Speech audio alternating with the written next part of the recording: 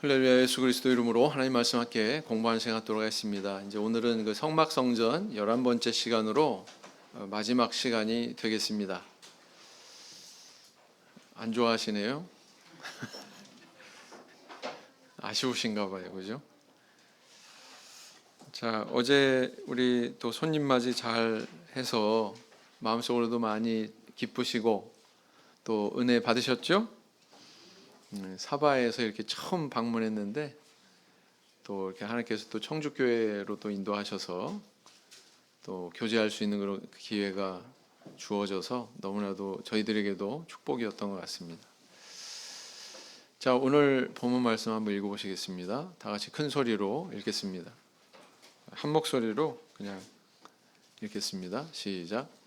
그러나 너희가 이른 곳은 시온산과 살아계신 하나님의 도성인 하늘의 예루살렘과 천만 천사와 하늘에 기록한 장자들의 총회와 교회와 만민의 심판자이신 하나님과 및 온전케 된 의인의 영들과 새 언약의 중보이신 예수와 및 아벨의 피보다 더 낫게 말하는 뿌린 피니라.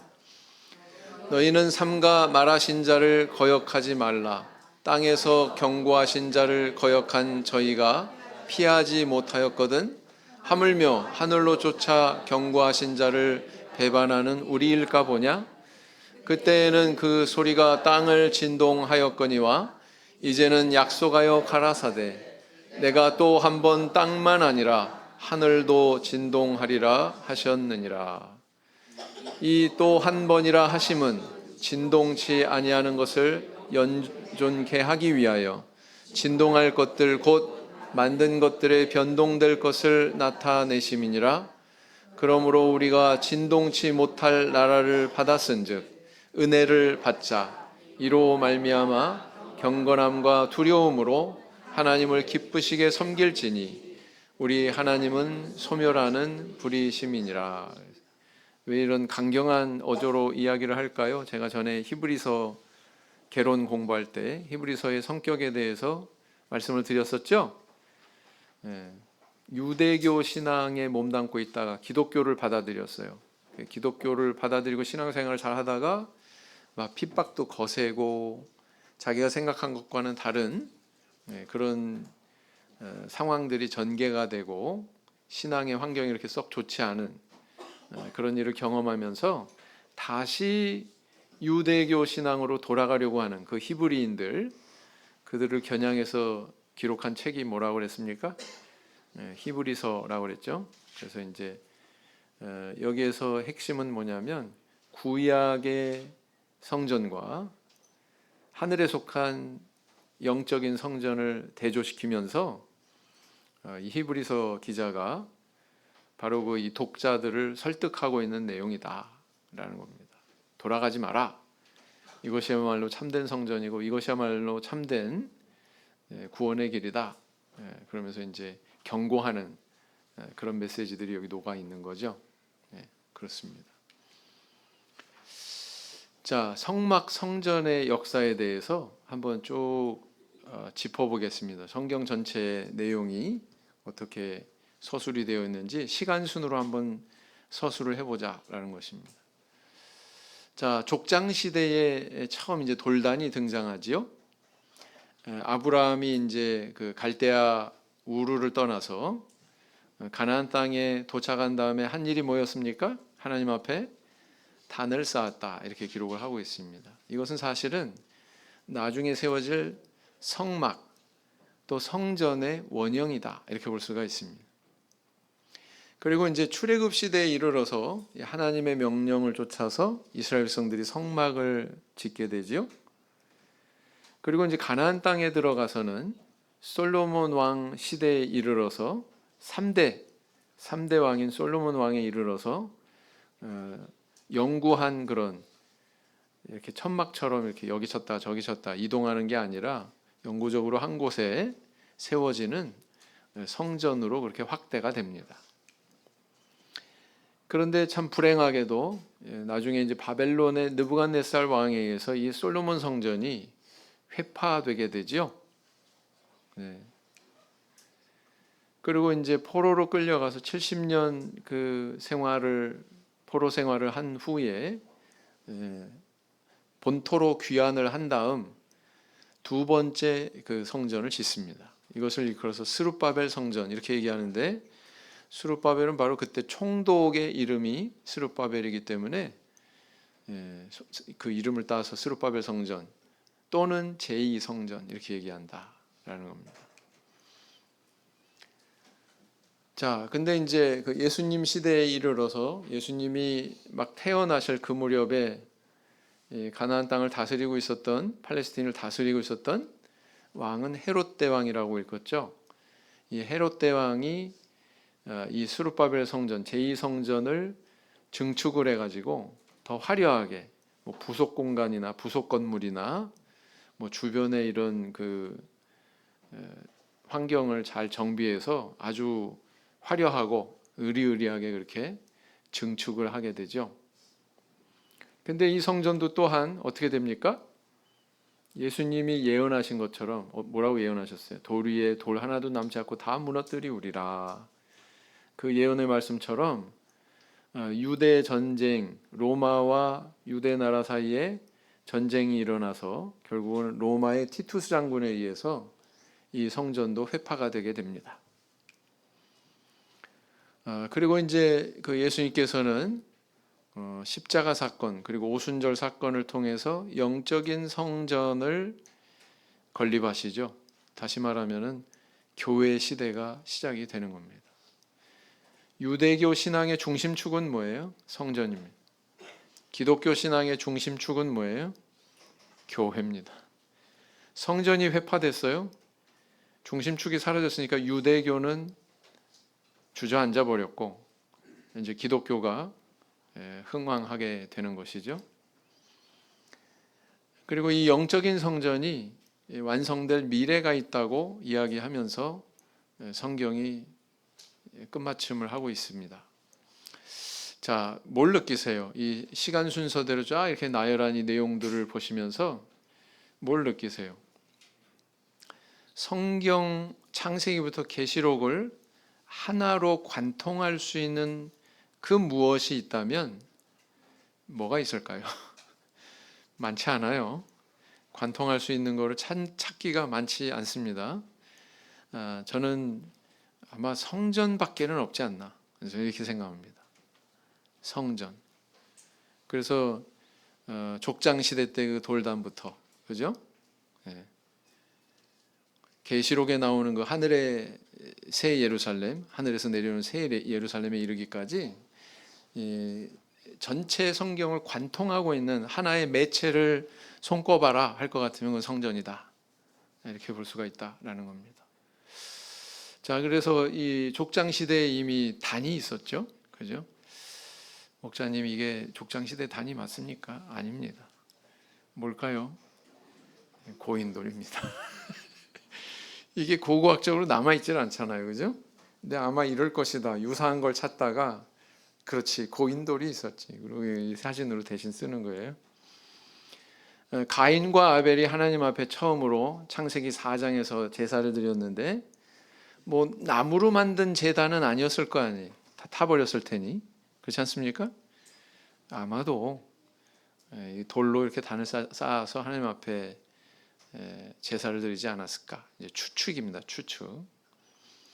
아무튼 이 족장 시대의 돌단은 출애굽 광야 시대에 이르러서 이렇게 성막으로, 솔로몬 왕 시대에 이르러서 이렇게 돌로 된 또 여러 가지 재질로 만들어진 영구한 불변하는 그런 성전으로 이렇게 지어지죠.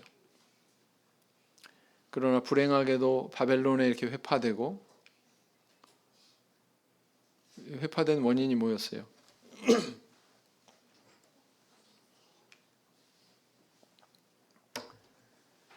솔로몬 왕이 죽은 다음에 왕국이 남북으로 분열이 됩니다. 이 분열의 원인은 뭐였습니까? 사실은 솔로몬이 범죄했기 때문이었습니다. 솔로몬이 참 하나님 앞에 바른 길을 걸어가고 했던 그 기간이 있죠. 젊은 시절에 1000번제를 드리고 그 지혜로 백성들을 잘 재판을 하고, 그리고 또 이렇게 또 빼놓을 수 없는 치적이 성전을 지었잖아요. 예.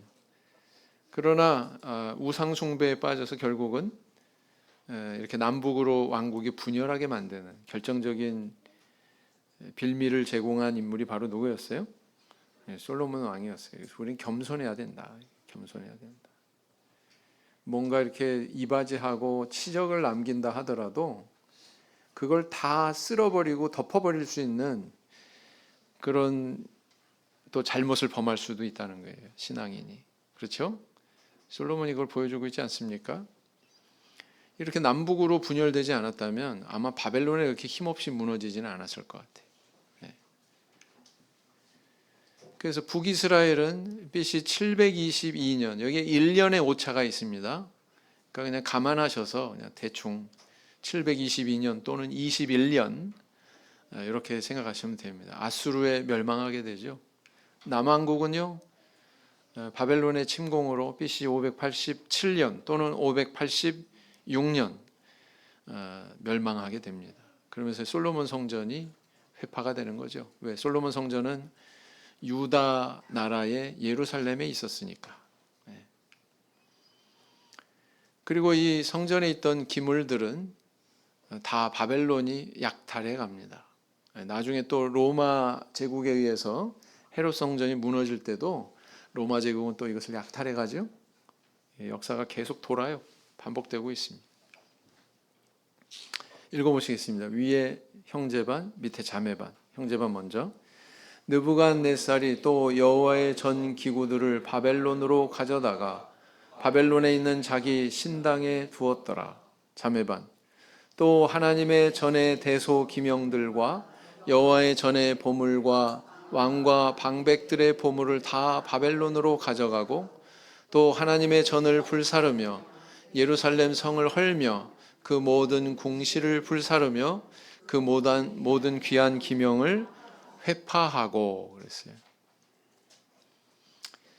이렇게 솔로몬 성전의 회파의 이유는 사실 이 하나님께서 명령하셨어요. 성전을 지어라 명령하셨어요. 그 의미는 뭡니까? 이스라엘 백성들은 광야 시대부터 훈련받았습니다. 하나님 중심의 삶을 살도록 훈련받았어요. 하나님 중심의 삶이란 뭐냐면 성전을 가운데 두고 하나님을 섬기면서 사는 그런 삶이었습니다. 그래서 이 성전은 여호와 하나님께서 통치하시는 신정국가의 구심점이다, 핵심이다 이렇게 볼 수 있었는데 여호와 하나님만 섬기는 유일신만 섬기는 그 신앙을 저버렸어요. 누가요? 애굽에서 이렇게 탈출해 나올 수 있는 큰 은혜를 경험한 이스라엘 백성들이 시간이 지나면서 해이해져 가지고 우상 숭배에 빠지게 됐습니다. 가나안 땅에 바알신과 아스다롯 그런 우상을 섬기면서 여호와 신앙을 저버리게 된 거죠. 그 결론적으로 어떻게 돼요? 성전이 필요 있어요, 없어요? 필요 없게 된 거예요. 사실은 무의미해진 거예요. 왕 제사장뿐만 아니라 관료 백성에 이르기까지 총체적으로 부패했다고 하는 것을 구약의 역사를 보면 저희들이 가르쳐주고 있습니다. 예언서에도 역시 그런 것들을 고발하고 있습니다. 그래서 우리가 표면적으로 볼 때는 바벨론 나라가 이렇게 파괴한 것이지만 내적으로는 누가 이걸 허물어 버리신 거예요? 하나님께서 이걸 허물어 버리신 거예요, 사실. 그래서 하나님 백성이 하나님 백성으로서의 역할을 못하고 하나님의 교회가 하나님 교회다운 그런 역할을 못하면 우리 하나님께서 이렇게 처분하신다는 겁니다. 자, 또 형제반 자매반 이렇게 읽겠습니다. 시작. 그 하나님 여호와 보시기에 악을 행하고 선지자 예레미야가 여호와의 말씀으로 일러도 그의 앞에서 겸비치 아니하였으며 그랬어요. 왕들이 이렇게 어긋나니까. 14절 자매반. 제사장의 어른들과 백성도 크게 범죄하여 이방 모든 가증한 일을 본받아서 여호와께서 예루살렘에 거룩하게 두신 그 전을 더럽게 하였으며 그랬습니다. 더럽게 하였으며 뭐가 생각나세요? 예수님 시대에 예수님이 하셨던 성전 정화 사건 또 연관돼서 생각해 볼 수가 있는 거죠. 다 같이 읽겠습니다. 시작. 너희 열조가 이같이 행하지 아니하였느냐? 그러므로 우리 하나님이 이 모든 재앙으로 우리와 이 성읍에 내리신 것이 아니냐? 이제 너희가 오히려 안식일을 범하여 진노가 이스라엘에게 임함이 더욱 심하게 하는도다 하고 그랬어요. 느헤미야 선지자 시대 때 지금 어떻게 진단하는 거예요? 과거 우리 역사를 보니까 우리 열조가 이렇게 하나님 믿는 신앙을 떠나서 안식일도 저버리고, 그죠? 우상 숭배하고, 그래서 이 일이 임한 거야. 그러고 지금 느헤미야 선지자가 이야기하고 있는 거죠, 그죠? 자, 이렇게 포로로 생활하다가 70년 뒤에 이제 귀환해서, 사실은 70년이 아니죠, 50년입니다. 50년. 고레스 왕이라고, 키루스 왕, 페르시아의 키루스 왕, 바사의 고레스 왕, 성경에는 그렇게 기록하고 있죠. 이 칙령을 내려가지고 이스라엘 백성들을 돌려보내고 또 성전을 짓도록 그렇게 명령을 합니다. 그래서 이때 오게 된 사람이 누구냐면 바로 스알디엘의 아들 스룹바벨, 여기 나오는 거예요. 총독으로 이곳에 오게 됩니다. 강서편, 다시 말하면 가나안 땅. 그 다음에 여호사닥의 아들 대제사장 여호수아, 이렇게 두 인물이 등장을 하고 있죠. 한 사람은 정치 지도자, 다른 한 사람은 종교 지도자, 이렇게 둘이 이제 등장하게 됩니다. 그래서 이 성전이 회파된 지 50년 만에 성전 중건 작업을 착수하게 됩니다. 근데 사마리아 사람들이 방해하지요. 그래서 성전 재건이 중단되는데 몇 년 동안 중단되냐면 16년 동안 중단이 돼요. 16년 동안. 그런데 그 이후에 정말 극적으로 학개, 스가랴 이런 선지자의 권고와 또 다리오 왕의 그런 또 칙령으로 4년 만인 BC 516년 또는 517년, 아까 1년에 오차가 있다고 그랬죠? 이것도 이제 그렇게 받아들이시면 됩니다. 586년으로 따지면 70년 만이니까 516년이 맞죠, 그죠? 517년이면 또 587년이 맞고, 그렇게 1년에 오차가 있다, 이렇게 생각하시면 됩니다. 아무튼 쭉 더해보니까 50년에 16년에 4년에 더하니까 어떻게 됐어요? 70년 되죠? 그러니까 이 성전이 완공되기 전까지는 이스라엘 백성들이 돌아온 게 아니에요. 돌아온 게 아니에요. 그래서 이 고대 유적을 보면 바로 성전 재건 명령을 내렸던 바사왕 고레스의 두상입니다. 그래서 성전 기초를 놓을 때의 그런 어떤 형편에 대해서 성경은 이렇게 기록을 하고 있죠. 에스라서의 형제반, 그다음 밑에 자매반, 이렇게 씁니다. 형제반. 제사장들과 레위 사람들과 족장들 중에 여러 노인은 첫 성전을 보았던 고로 이제 이 전지대 노임을 보고 대성통곡하며 여러 사람은 기뻐하여 즐거이 부르니, 그랬습니다. 이때가 그럼 몇 년 지났을 때일까요? 포로 생활한 지 몇 년 지났을 때일까요? 50년. 그렇지 않았겠어요? 기초 났잖아요. 시작했잖아요. 그죠? 그 다음 자매반, 시작. 이에 스알디엘의 아들 스룹바벨과 요사닥의 아들 예수야가 일어나 예루살렘 하나님의 전 건축하기를 시작하며 하나님의 선지자들이 함께하여 돕더니, 학개, 스가랴 이런 선지자겠죠. 자, 그런데 이게 중단이 되게 돼요. 그죠? 중단이 되게, 조서를 내린 그때의 인물이 누구냐면 아닥사스다 왕이다. 아닥사스다 왕. 이렇게 생겼습니다.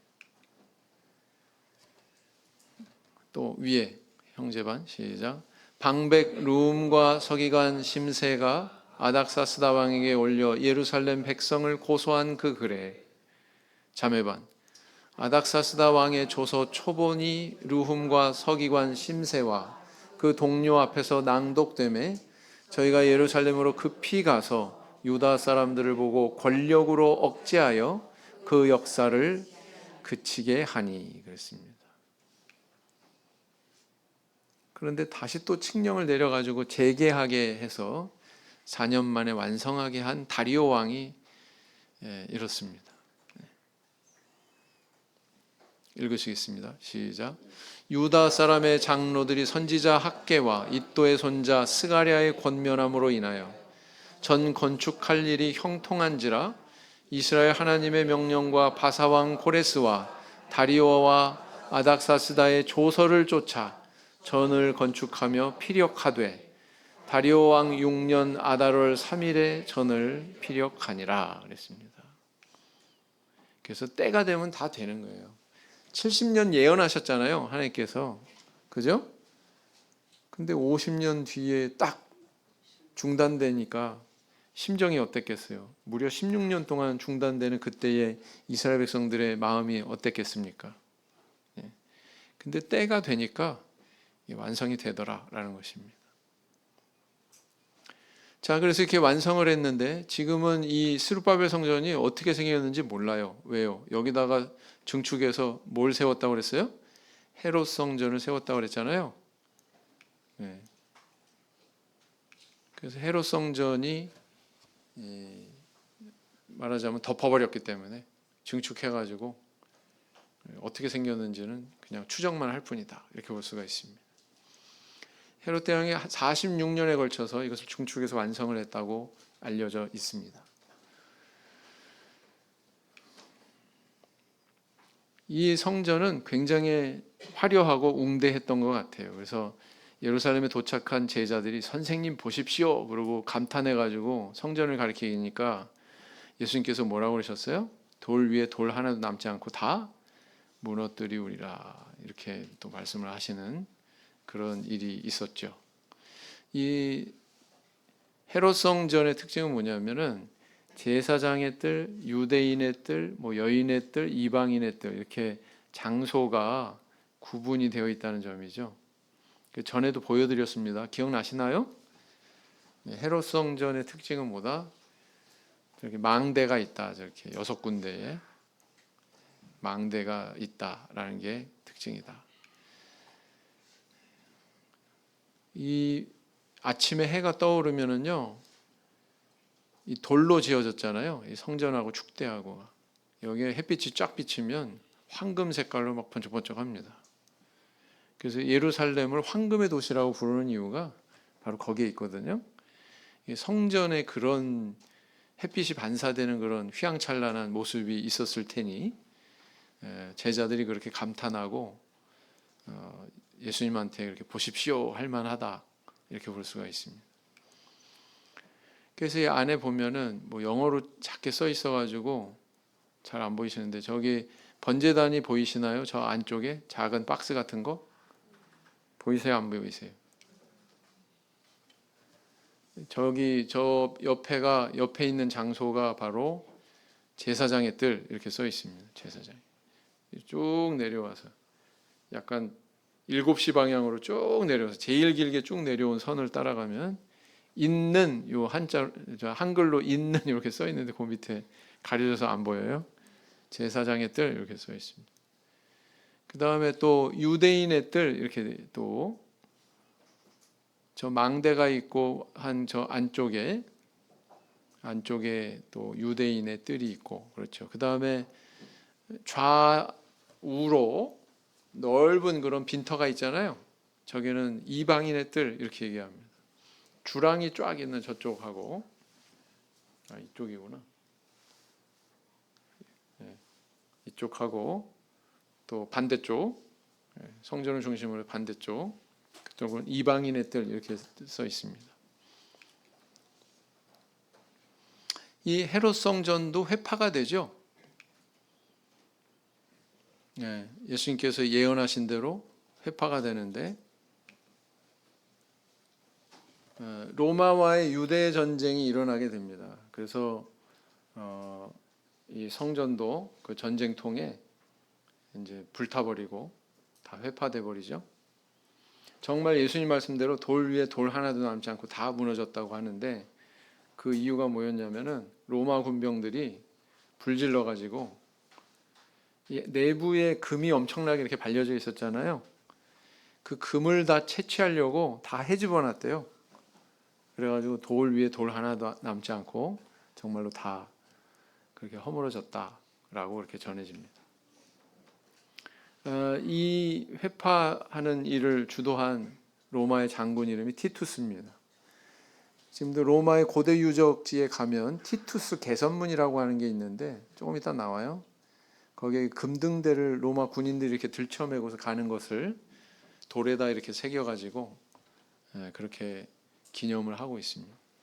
마가복음 13장 1절 형제반 시작. 예수께서 성전에서 나가실 때 제자 중 하나가 가로되 선생님이여 보소서 이 돌들이 어떠하며 이 건물들이 어떠하니까. 이거는 감탄하는 거예요. 지금 감탄하면서 지금 이렇게 얘기하는 거예요. 자매반 시작. 유대인들이 가로되 이 성전은 46년 동안의 지었건을 내가 3일 동안에 일으키겠느냐 하더라. 그랬어요. 참 얼마나 정성 들여서 했겠어요. 46년 동안 증축을 했으니. 그러나 그런 성전도 또 무너졌다. 누가 무너뜨리신 거예요? 하나님께서 무너뜨리신 거예요. 예수님께서 복선의 기적을 행하셨어요. 복선의 기적이라 하면 무화과 나무를 저주하니까 무화과 나무가 말라버렸죠. 말라 죽었죠. 저주하신 것과 말라 죽은 그 현상 사이에 있는 게 뭐냐면 성전 정화 사건이에요. 거기는 의미가 있습니다.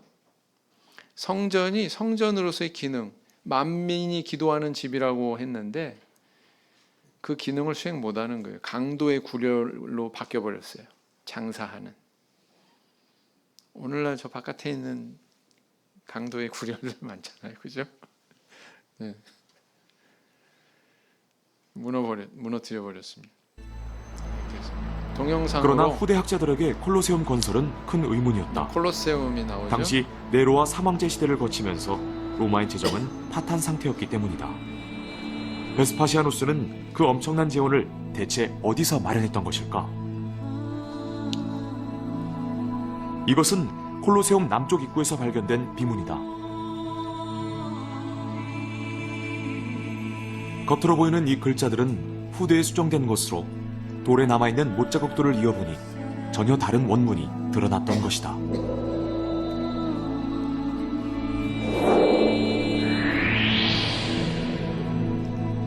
그 내용은 이러했다. 베스파시아누스 황제는 전리품으로 새 원형 경기장을 지었다.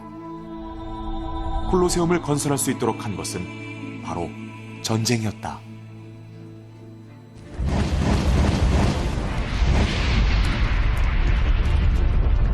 유대 전쟁을 묘사하고 있는데요.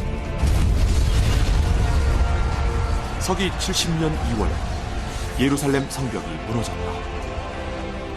지금 성전이 불타고 있는 모습을 묘사한 거예요. 아버지 베스파시아누스 대신 가지고 나오죠. 유대 전선을 지키고 있던 티투스가 마지막 저항을 하던 예루살렘을 함락시킨 것이다. 당시 티투스의 귀국길에는 수레가 끝이 없었다고 전한다. 이때 수레에 실려온 수많은 전리품들이 콜로세움 건설 비용에 충당되었고 3만여 명에 달하는 노예들은 현장 노동력으로 투입되었다.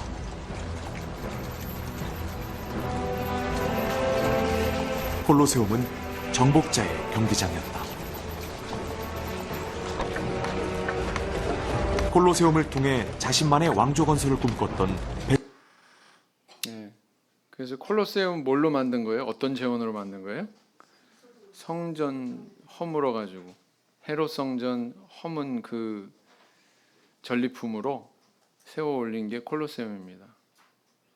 하나님을 경배하고 하나님께 제사드리고 예배드리는 그 장소에 있었던 자산을 뭐예요? 사람들이 죄악을 행하는 저 원형 경기장 만드는데 저 원형 경기장에서 어떤 일이 이루어졌습니까?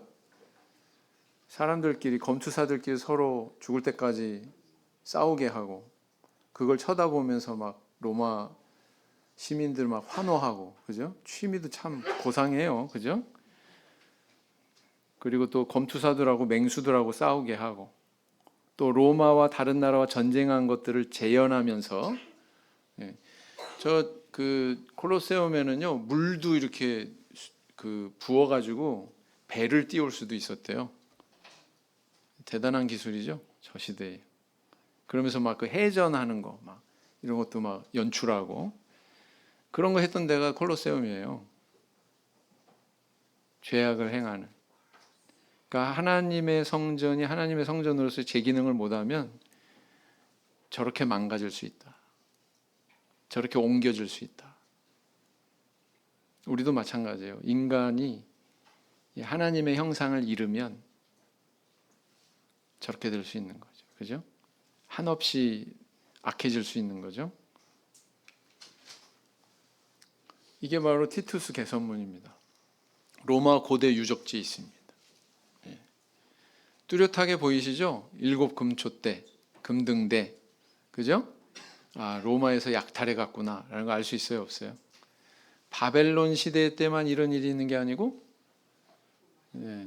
로마 시대 때에도 이런 일이 있었다라는 것을 알 수가 있습니다. 그래서 그렇게 회파된 성전은 지금 현재 서쪽 축대만 저렇게 남아 있다, 동그라니. 저것을 일컬어서 통곡의 벽 이렇게 얘기하죠. 지금도 이스라엘 백성들은 저기에 가서 기도문을 저 벽 돌 틈 사이에다가 끼워 넣으면서, 그죠? 눈물을 흘리면서 이렇게 기도를 하죠. 저기서 자기 개인 기도 제목도 있어요. 심지어 해외에 사는 사람은 전보를 쳐가지고 자기 기도 내용을 전보로 보내가지고 저기 대신 저기다 꽂아주게 하는 서비스를 받습니다. 그래서 저기 가면은 엄청나게 많은 종이들이 막 꽂혀 있어요. 이렇게. 자, 저 축대가 받치고 있는 저 위에 원래 성전터에는 지금 뭐가 서 있어요? 회교 성전, 바위사원, 황금돔사원이라고 하죠. 바위사원은 왜 바위사원이라고 그러냐면은 저 성전 안에 마호메트가 승천할 때 남긴 발자국이 있는 바위가 있다. 그래가지고 바위성전이고요. 황금돔사원은 저렇게 모양이 돔으로 돼 있죠. 이렇게 돔 모양으로 돼 있는데 황금색, 저게 진짜 황금이랍니다. 그래서 저걸 황금돔사원 이렇게 얘기해요. 회교사원입니다. 그래서 지금은 완전히 이제 뭐 회파되고 엉뚱하게 다른 종교의 성전이 저렇게 했어요. 그 회교에서는 저걸 제2성전 이렇게 얘기합니다. 두 번째 성전. 자, 그래서 땅 위에 세워진 성전은 없어졌어요. 회파됐어요. 남아있지 않습니다. 그리고 앞으로도 세워질 것 같지는 않습니다. 불가능할 것 같습니다. 근데 우리가 이제 여기서 복음서에 있는 내용을 한번 돌아봐야 되겠죠. 예수님은 앞으로 이 산에서도 저 산에서도 아니고 하나님께 영과 진리로 예배할 때가 온다 이렇게 말씀하셨죠. 우리 성경에 신령과 진정으로 그랬는데 요것만큼은 개역개정판 성경이 더 정확한 번역입니다. 영과 진리로 이렇게 번역을 하고 있습니다. 뿐만 아니라 또 그 요한복음에서는 예수님의 몸이 바로 성전이다. 너희가 이 성전을 헐라 할 때 이것은 예수님이 자기 몸을 가리켜서 말씀하신 것이다 이렇게 증거하고 있지 않습니까? 그래서 기독교는 바로 예수님의 말씀에 쫓아 히브리서 기자도 역시 마찬가지고 스데반 집사도 마찬가지고 육적인 성전을 인정하지 않습니다. 저거는 헛개비고 그림자고 진정한 성전은 하늘에 있는 거고 바로 우리 자신이 하나님의 성전이야. 이렇게 이야기하고 있어요. 기독교는 이때부터. 만약에 예수님이 성전을 그렇게 폄훼하지 않았다면 이 육적인 성전이 이건 허물어질 거야. 이건 아무것도 아니야. 이런 얘기 안 하셨다면 십자가 안 달리셨어요. 이 성전을 부정하는 얘기를 스데반 집사가 하지 않았다면 돌에 맞아 죽지 않았어요. 네. 유대 교도들한테 있어서 이 성전은 하나님과 동등한 매개체로 여겨졌기 때문에, 동등한 위상으로 여겨졌기 때문에, 그래서 이렇게 반응을 한 거거든요. 하나님이 우상 숭배를 막고자 이스라엘 백성들한테 내려주셨던 그 성전조차도 우상화해버리는, 성전을 우상화해버리는, 육적인 성전이 성전 아니에요. 그죠? 네, 그걸 우리는 알아야 됩니다. 바울 사도도 역시 우리 성도의 몸이 하나님의 영이 거하시는 성전이다 이렇게 증거하고 있죠. 여기에 대해서는 우리가 다 배웠습니다. 예레미야 3장 16절을 다 같이 읽으시겠습니다. 시작. 나 여호와가 말하노라. 너희가 이 땅에서 번성하여 많아질 때에는 사람이 여호와의 언약궤를 다시는 말하지 아니할 것이요, 생각지 아니할 것이요, 기억지 아니할 것이요, 찾지 아니할 것이요, 만들지 아니할 것이며 그랬습니다. 다시 만들어지겠어요? 안 만들어지겠어요? 네, 말씀이 이러하니까 만들어질 일은 없다 이렇게 봅니다. 위에 형제반, 밑에 자매반. 아버지께 참으로 예배하는 자들은 신령과 진정으로 예배할 때가 오나니 곧 이때라. 아버지께서는 이렇게 자기에게 예배하는 자들을 찾으시느니라. 그래서 신령은 뭐예요? 개역개정판에서 영, 진정은 뭐예요? 개역개정판에서 진리 이렇게 번역을 하고 있습니다. 이게 더 정확합니다. 요한복음 2장 21절 자매반. 그러나 예수는 성전된 자기 육체를 가리켜 말씀하신 것이라. 이것은 다 읽은 거기 때문에 넘어가겠습니다. 시간이 없어요. 이것도 다 배운 거기 때문에 그냥 넘어가겠습니다. 그래서 지상에 육안으로 볼 수 있는 물리적인 그런 성전은 다 무너졌습니다. 근데 성경에서는 한 번도 지어본 적이 없는 그런 성전에 대해서 설계도만 남겨놓은 그런 성전이 있죠. 그 설계도 내용이 굉장히 장황합니다. 출애굽기에 있는 것만큼 장황합니다. 그게 바로 에스겔 새 성전입니다. 에스겔서 40장부터 48장까지 이걸 다루고 있거든요. 이것은 에스겔 선지자가 오타가 있죠. 선지가가 아니고 선지자. 네. 선지자입니다. 점을 하나 찍으세요. 환상 속에서 본 그 성전을 기록을 한 거예요. 네.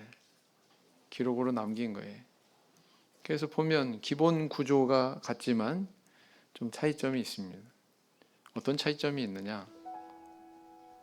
시간이 없기 때문에 영상 안 보겠습니다.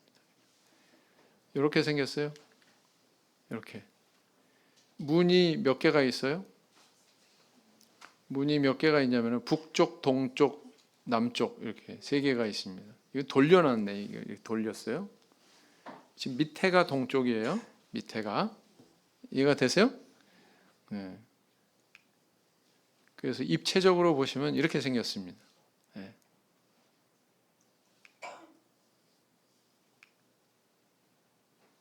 문의 구조는 이렇게 돼 있어요.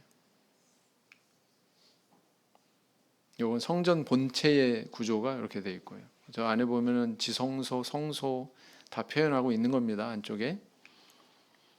네. 근데 지어져 본 적이 있습니까? 없습니까? 이 성전이 없습니다. 설계도만 있습니다. 어디에 있을까요? 이 성전은 어디에 있을까요? 하늘에 있겠죠. 그죠? 하늘에. 그리고 에스겔서에 보면 마지막 장에 이 성전 문지방에서 생수가 이렇게 흘러나오는 것을 서술하고 있습니다. 그래서 이게 점점 수위가 올라가죠. 뭐 정강이에, 뭐 무릎에, 허리에 그랬다가는 사람이 건널 수 없는 커다란 강이 됐다. 그 강에 물고기들이 막 가득하고 그런 서술을 하고 있습니다. 그래서 이건 하늘에 속한 것을 이야기하는 것이다.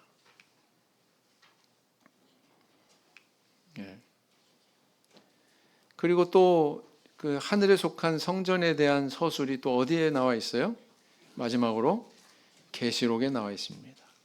요한 사도가 계시를 받은 내용을 기록한 그 계시록 안에 성전에 대해서 소상하게 기록을 하고 있습니다. 어떻게 기록하고 있어요? 계시록 21장에 보시면 높은 성곽에 12지파 이름이 새겨진 12문이 있다. 그 다음에 동서남북 각각 3개의 문들이 있다. 이렇게 기록을 하고 있습니다. 성곽의 기초석에 12사도의 12이름이 있다.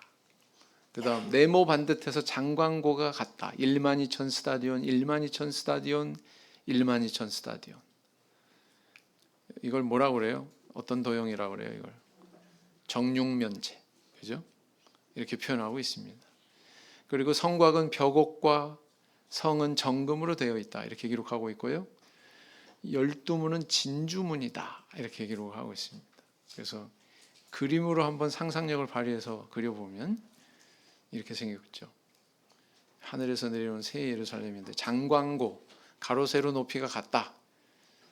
그 다음에 저 밑에 보니까 동그란 게 있죠. 동그란 게 이쪽에 3개, 저쪽에 3개 보이시죠? 저 뒤쪽에도 또 3개, 또 3개 이렇게 있겠죠? 다 합하면은 셋 뭐예요? 12개 진주문. 저게 진주를 저렇게 표현한 겁니다. 이만한 진주면은 좋겠다. 그죠?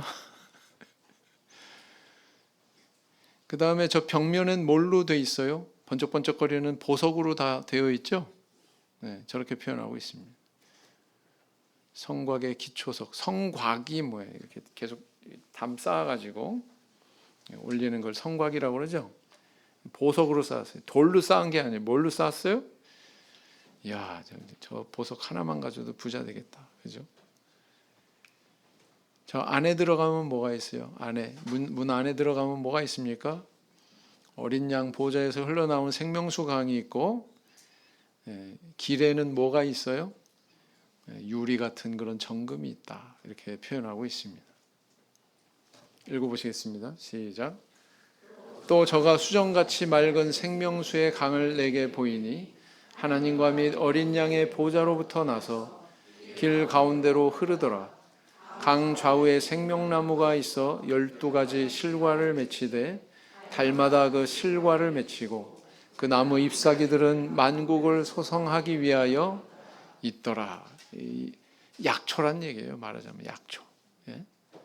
만국을 소성, 여기서 만국은 누굴까요? 만국, 미국, 일본, 중국, 한국 그런 만국이에요? 아니에요. 계시록에서 나라는 누구를 얘기하는 거예요? 하나님 나라인데 우리가 바로 우리 성도가 바로 뭐라고 그랬어요? 나라 그랬죠? 자, 형제반 위에 히브리서 11장 40절 시작. 이는 하나님이 우리를 위하여 더 좋은 것을 예비하셨은즉 우리가 아니면 저희로 온전함을 이루지 못하게 하려 하심이니라. 저희가 누굴까요? 우리는 히브리서를 기록하고 있을 때의 그 히브리서 기자와 이 편지를 받아드는 그 성도들을 얘기하는 거잖아요. 그죠? 그러면은 저희는 누굴까요? 저희. 히브리서 1장부터 쭉 보시면은 믿음으로 누구는 믿음으로 아벨은 뭐 믿음으로 아브라함은 뭐 쭉 나오잖아요. 에녹은 뭐 아브라함은 뭐 이러면서 쭉 나오잖아요. 믿음의 조상들을 얘기합니다. 저희는 누구요? 믿음의 조상들을 얘기하는 거예요. 저희로 온전함을 이루지 못하게 하려 하십니다. 무슨 얘기입니까?